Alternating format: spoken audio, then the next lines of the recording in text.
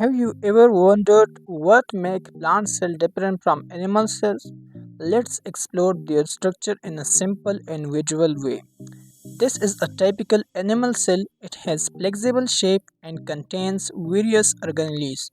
This is a plant cell. It has a more regular rectangular shape due to its rigid structure. Both plant and animal cells are eukaryotic, meaning they contain a nucleus and membrane-bounded organelles. Animal cells have only a cell membrane which is flexible and control movement of substances. Plant cells also have a strong cell wall made up of cellulose providing support and protection. Chloroplasts are present in plant cells. They capture sunlight and perform photosynthesis. Plant cells have a large central vacuole while animal cells contain smaller vacuoles.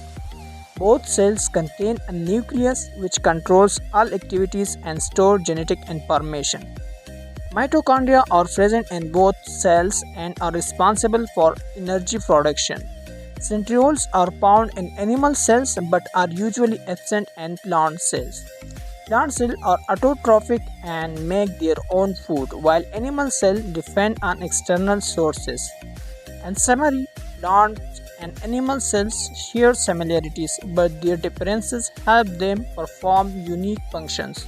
Understanding this is essential for mastering biology.